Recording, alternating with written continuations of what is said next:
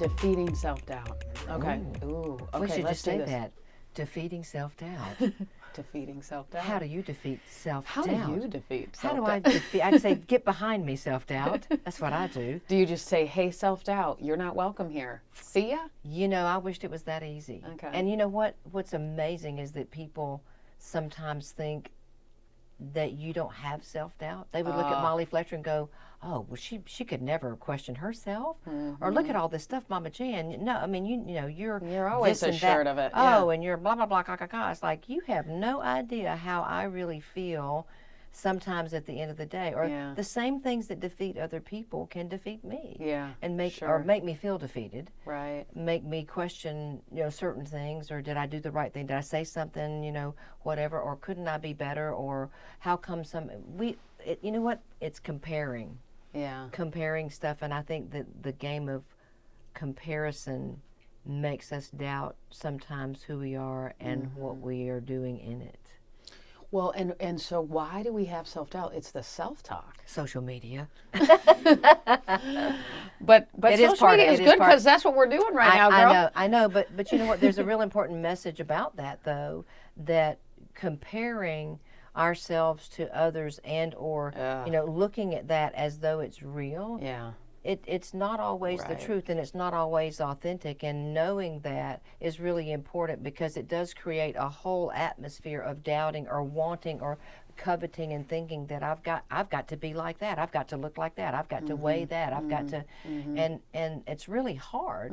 It's really hard when somebody might already have some anxiety or might not feel as good as or as comfortable in their own skin. So Have you ever had an artist that's getting ready to go out on stage and they don't feel ready? What do you tell all them? the time? What do you tell them? Well, the first thing is preparedness is key Right, yeah. in any kind of performance. Sure. And I always tell my artists the word performance, the middle word is form. Your form is, if your form is weak, your performance is going to be weak. And I think that applies to life too. Sure. I think that who we are, our form as a person and our readiness is going to affect the overall performance of who we are in it. So really focusing on some of the basic things, like we talk about being grounded. Yeah. Feeling good about who you are and what you're here to do and do your best. And if you've done that, that's all anybody can ask for, really. Well, no, I mean, I think, you know, if when I'm speaking, I step out on a stage and just don't feel ready, you gotta get ready. You gotta feel ready. I've seen that happen a million times, Molly, where you've walked out on stage and you just hadn't been ready. No, I'm teasing, prepared, of course. yeah. You are prepared. Yeah. And anything can happen in the real. Right. I think being prepared for that Is key. being prepared for anything to happen. Yep. And yep. it can. That's Murphy's Law. But you know what I think is important too is we tell ourselves a lot of stories, and I think young people and women, men, all across the board, we tell ourselves a story, and we believe the narrative. But if it isn't true, like if I had somebody working for me that didn't tell me the truth, I'd get rid of them, right? But I like how you said that. I'd get rid of them. I'd get rid of them. She'd get rid of them. I'd get rid of She worked for them. Molly. You better tell the truth. But yet we have things that we tell ourselves that maybe isn't true. That aren't true. So we got to fire the liar inside of ourselves too, right? Ooh, fire the liar. I Fire like the that. li- Tell the you truth. like that? Fire the liar. You see what I'm saying? I do, and I agree with you that we have to be honest with who we are. Going back to the skivvies, you look at yourself in the mirror and go, hey, you know, do I like what I see or not? Yeah. Because at the end of the day, there is nobody else in that room at that point giving you, you know, highs or lows. It's about what's really going on here and answering those questions and being able to sometimes face what that answer is. Hey, I need to get on the treadmill, and you know, maybe I need to work out a little bit more often and leave off the, you know, rice cakes or the Twinkies, you know. But being honest You don't about eat that. Twinkies. No. I mean, look at you, Mama. I don't put Jenny. poison in my body. Well, I do. I love dark chocolate, though. Dude, I do too, girl. I do too. I love me some dark chocolate, and some whipped cream, and some hot chocolate. I like hot chocolate. But no, I've learned not to be derogatory to my body.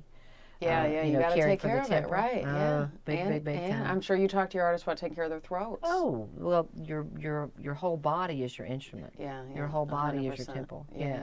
So if there's something dysfunctional about that, there's going to be something dysfunctional about your So, voice. do you have a thing you tell yourself if you start to have moments of self-doubt? Do you say, I'm Mama J, and I am all of that and a bag of chips? Well, I do love chips. So what I'll say to you is this. What do you say? My favorite Bible verse is Psalms 46:10. Okay. It says, be still and know that I am God. Mm-hmm. Not your God, not music is God, not all this stuff is God, but be still. Mm-hmm. So if I am feeling less than, Okay. first of all, there is something greater than me. Yeah. And being humble in that. And then sitting back and recognizing that I am created in the image of that. Okay. And so if I'm pouring dirt on myself, that is not godly, that is not of God, that is not something that God would have me do. Okay. And that alone puts me in check and says, okay, this is not where I'm supposed to be thinking, this is something else. Get behind me, self-doubt, because that comes from somewhere. Get behind me, and then move forward. Doing something that makes me feel and better. I think we need, and for you to say that, it allows you to pause. I think, we have to tell ourselves something in those moments of self-doubt so that we can reboot and shift. And breathe deep. Breathe deep. Yeah, that's why I go to yoga, girl. Sometimes just take in some air and move right on Yeah, past it. yeah. I like that. I like that. That's You good like stuff. that? I like that. I don't doubt myself anymore now. I feel pretty good. Ever. I feel pretty Thanks good. to you. Yeah, and likewise, I feel pretty good about moving on here. But you know what? We all do. And it's important that people know that I saw it with athletes. They feel fear, they feel frightened, they feel scared, but they lean into it and they step in. Absolutely. And they shift the mindset and they shift the self-talk so they can recover. And also think about what we really should be afraid of. We should be afraid of cancer. We should be afraid of AIDS. We should be afraid of people that have guns pointed at us. But we shouldn't be afraid of, going through a day or singing or, tossing a ball. Let's be honest. Girl. You know what I'm saying? Yeah, we're not getting a deal. I can't. Perspective. Yes. Perspective is everything. That's a good one. Yeah. Key. Wow, you're good. Key. You're full of stuff. Oh, see? No Staying doubt. here all No doubt day, here. Mama J. No doubt here. Okay.